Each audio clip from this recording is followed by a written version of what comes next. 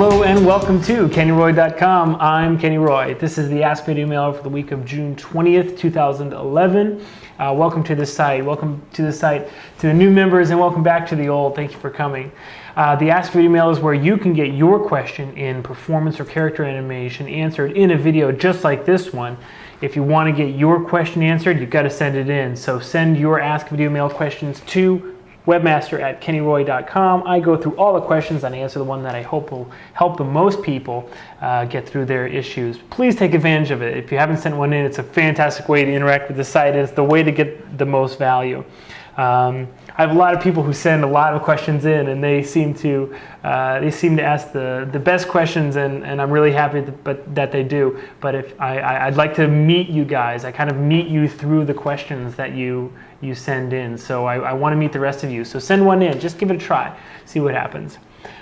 This week's question is very interesting. Let's get right to it. Check it out.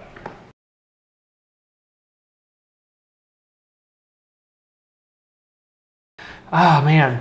Choosing an audio clip can be very stressful, and if you don't know what you should be looking for, it can be very, very stressful because it can almost make or break your demo reel. What should you be working on? What kind of things should you get into your dialogue pieces? Well, I always say that there's 3 rules for what you want in a demo reel, and this definitely applies to choosing your dialogue, because if your dialogue doesn't support it, then you won't be able to get these 3 things. So first of all, above all, is definitely variety of motion. And the variety of this is for the demo reel. Variety of motion is the first one. But you want variety in your dialogue as well. You don't want it to just be pounding the same note. If it's super excited and just over the top and screaming and yelling and ranting, you're really not going to get the most variety in your shot. And that's not going to look very good. It's going to feel like you're a one-trick pony, or you don't really understand the subtleties of a character arc. So if you can find dialogue that has a crescendo, like almost like a beginning, middle, and end. It's hard when you're learning to animate a shot that's over 10 seconds long, but still, if you can find one that kind of tells a story, then that's really, really good. Change of emotion, going from happy to sad, or from elated to confused, or from suspicious to wild. Something that has a big change is also really nice to show, because you can animate that subtlety in the face and in the body language, as well as the dialogue, and really an animator who doesn't depend on the dialogue, but really uses the dialogue in a way that it feels like a full body performance. That's the best you can be. You really want to show off those skills. So definitely variety of motion. And then the second thing that should be in your demo reel that your dialogue should support is clear, confident acting choices. Okay, so variety in motion, clear, confident acting choices. So what does that mean? Basically what it means is that when you have a gesture, or you have a body movement, anything that you choose to put in there, and it should be a deliberate choice, looks like it was clearly and confidently made. What does that mean? That means that there's no tentative, weird, just useless gestures moving around. It means that you're not relying on cliche. You're not relying on kind of like symbols, like I see you. Let's all go to there. These weird signals and sign language and stuff like that. When you're looking for dialogue, what you want to choose is something that when you're listening to it, you get a very, very, very clear idea for the motion. You can hear the motion, not just the emotion, but literally just how it moves in the dialogue. Okay? Be careful not to use something that is super, super overdone in terms of sound effects. Okay? Because then you kind of get caught in the trap of looking like you're just trying to hit the beats that the dialogue has.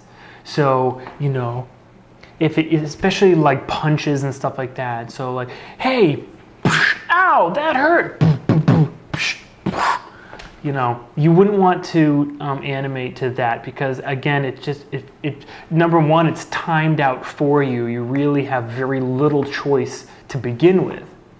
So you don't want to show that you can only animate something that the choices are taken out of your hands, right? You want to choose something that when you listen to it, you know, you hear like a very strong inflection. And when you close your eyes, you just see that person, like how they did it. And that's really, really good. And that will drive you a lot when you're animating your shot. It'll motivate you, it'll keep you, you know, keep you interested in it. It's very, very fun to take advantage of that. And then confidence. Again, I've seen so many times in production when a choice that an animator confidently put into their shot, even if like it wasn't exactly what the director was looking for, they'll go with it. They'll tweak it and they'll direct it a little bit. But you know, if they said like, I don't know, like get him in like 20 frames, but you know, like just do like a little antic over here. If they don't give you specific direction, and then but you like put something in there and you stamp your name on it, like this is what I wanted, this is what I saw in my head, boom, and you really put a lot of effort into it, normally they'll work with you on that because it'll just look good. Whereas if you go to your desk and you sit down and you're just like, well, he didn't say what kind of antic he wants in there, so I'm just gonna, you know, just have him to step in and then, you know, I don't know, it's like wiggle a little bit. They'll be like, you didn't really have a strong choice there. You weren't confident in what you chose, and it just didn't turn out good. So you're going to be a problem. So in choosing dialogue, choose dialogue that has a lot of inspiring multiple points within it, where you're saying or thinking to yourself, like, wow, that's like, I can clearly see it. Why? Because again, you'll put those choices in and you'll really rely on and turn around those choices, okay? And the last thing is mastery of technique. So again, this is for a demo reel. I always say variety in motion, clear, confident acting choices, and mastery of technique. You have those three things, your demo reel will get you hired. Mastery of technique obviously just comes down to practice. So we're going to practice right now just listening to dialogue, and I have the 11-second club open and some of their clips. We're just going to listen to a few of their clips, and I'm going to point out something that I point out in my lip sync lecture, which is anchors. Anchors are fantastic little details that you can get into your dialogue shots that will really make them awesome. Okay, and what they are any non-verbal sound that the body produces. Okay, is actually a non-verbal sound. Okay, it doesn't actually get spoken or initiated by the same speech center of the brain that your language does. And it's weird because different languages have different words for so that's kind of crazy. But basically, when your speech center can't find the right word, a different part of your brain kicks in and just fills it in, and then you speak, right? I say a lot. I know you've noticed that. It's really bad. I'm trying to cut down on it.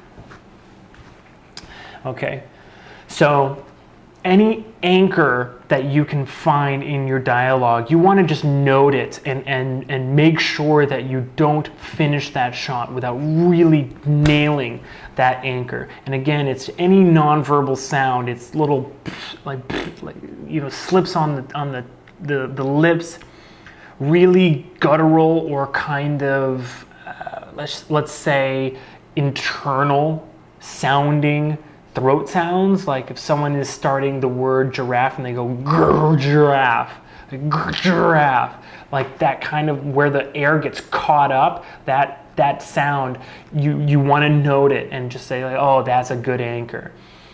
Stutters, and why you want to mark these down, and this is just a little bit of a hint. If you haven't checked out the lip sync lecture, you really ought to, because anchors will get you. You know, if you can only get your lip sync 80% there, Anchors will get you the other 20%.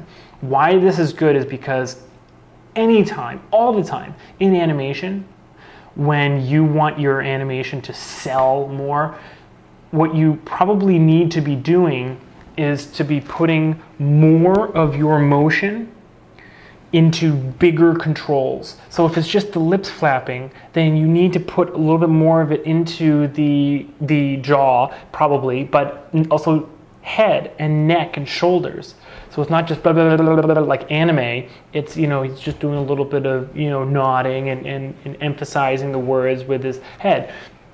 But if you have anchors, which the audience can actually hear it coming out of the body, little stutters and stuff like that, you can put those all the way into the root. You can put them all the way down into the hips. If someone's getting frustrated and they go, something like that, you wouldn't just put that in the lips, right? That would be the lowest energy way you could put that into the body. You'd want to put that into the body, like way down, with the biggest control as you can. So, right? I'm just I'm wiggling in my chair. You don't even have to do much to it, but as long as you hit every single anchor, breaths, pauses, stutters, anything that's in there, okay? So let's listen to a sound file. This is the current competition. You probably, if you haven't started it, you don't have time to finish anything for this month, but let's just listen to it together here. Listen to me! Listen to you? By what right? By divine right, if you must. I'm your king. No, you're not. You told me so yourself. You said you didn't want it. Why should I waste my time listening? Because I have a right to be, and I have a voice! Okay. I noticed two anchors. It's whenever the king starts speaking, because he has a lot of air built up inside him. And what you'd want to do for that is have him really feel like he's bursting out like that. So, because I am your king, and anytime what we want to do is just want to make sure that every single time that he bursts out like that, you put it down into those deep controllers. So you use his body to kind of show that the air erupting from him. Let's listen one more time. Listen to me! Listen to you? By what right? By divine right, if you must. I'm your king. No, you're not. You told me so yourself. You said you didn't want it. Why should I waste my time listening? Because I have a right to be, and I have a voice! Okay. Listen to me! Listen to you? By what right? By divine right, if you must. I'm your king. No, you're not. You told me. There's a very hard hit on king. By divine right, if you must. I am your king. That would be a good anchor. If you could potentially just get a little bit of a head throw into that. By divine right, if you must. I am your king. Snap on it. Listen to me! Listen. Because and then the second one says because, and I don't hear what he says next. Because because I have a voice. Very, very good. And also, don't forget, there's the other guy. This is from the King's Speech. I can't remember what the speech therapist's name is, but he's speaking behind at the end there. Listen one more time. Listen to me! Listen to you? By what right? By divine right, if you must. I'm your king. No, you're not. You told me so yourself. You said you didn't want it. Why should I waste my time listening? Because I have a right to be, and I have a voice! Yeah, see, I can't hear what he actually says, but while the king is saying, I have a voice, the guy's actually saying something. You'd want to listen to this. I won't do it now because it'll take minutes and minutes. But you'd want to listen over and over and over and over and try to figure out what that is. Now, one just rule of thumb while I'm looking through these archives here. 11 Second Club is amazing, by the way. It's an amazing community, an amazing competition. It's a great idea. I would not suggest you do it unless you have been following along with the articles I've been writing and have been doing small animation tests. 24 to 72 frames, 1 to 3 seconds max, and if you have a dozen of them, then start doing some dialogue, and you're happy with them, not just oh, I did a dozen, now I can do it, but you're happy with them. You need to know how to string together short moments and then make a dialogue shot out of that. Let's see here. I don't know. Let me just listen to this.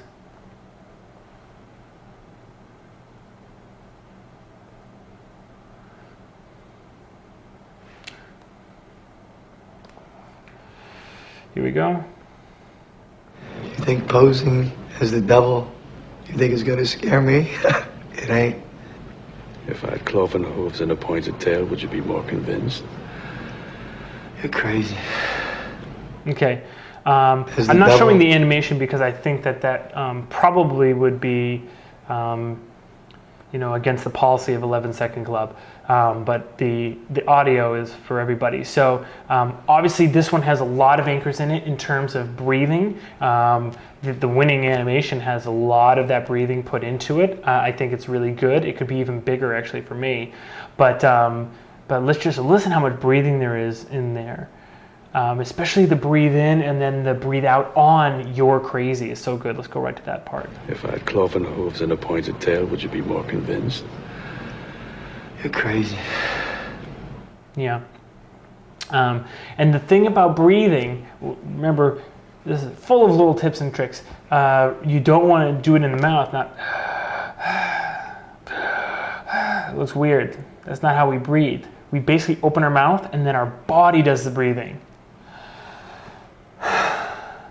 If you can do that, you'll nail that anchor. And the call, I'm not sure if I described why it's called an anchor. It's called an anchor because what it does is it, the dialogue is going and the animation is going, but once you hit one of those, boom, it just anchors the visuals to that soundtrack.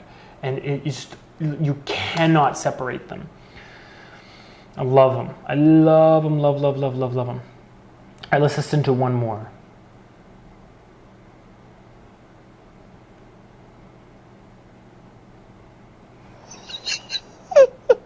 I'm living in a cocoon of horror.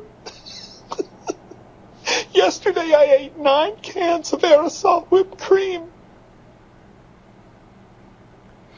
Okay, obviously the crying is a huge overarching anchor. There's so much physicality. This is exactly the kind of clip that you would want to practice in your lip sync animation and put on your demo reel. Totally. If I had one note on this, it would be that it kind of does, again, play one note. It's kind of just, the whole thing is just, a devastation. There's not too much of an arc in there, but you can overlook that when it's so incredibly filled with physicality in the dialogue.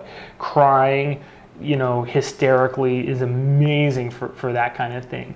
And if you notice, he also kind of, it changes the way he speaks, but there's a little bit, let's listen one more time.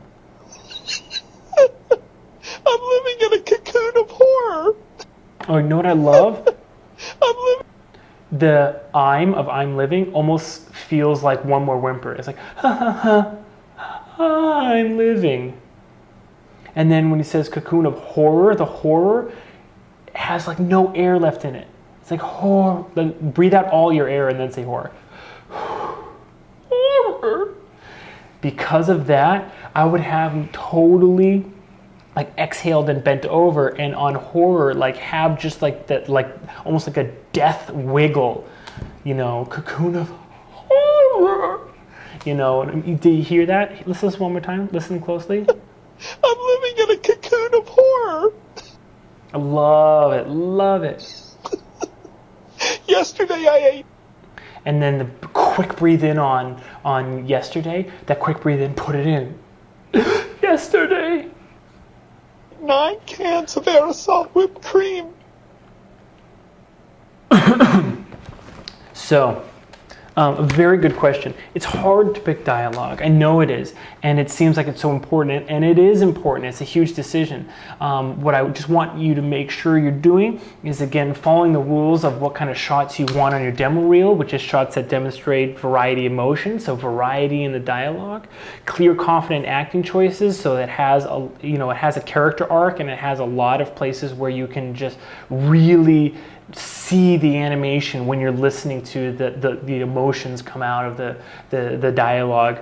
And mastery of technique is just going to take practice. Look for things like anchors, physicality in the delivery. Avoid too much like crazy sound effects that are just timing the animation for you. And besides that, just keep it fun. It can be a little bit dirty or raunchy or whatever, but keep it tasteful as well, and just have fun with it. You'll do great. And post your animation on the forums. I'd love to see some more. Alrighty? Don't forget to send your questions in if you want your question answered in a video mail. The address to send it to is webmaster@kennyroy.com. I promise you I read them all. Alright, so let's see some more questions and have fun together. Good luck with your animation, and as always, rock on.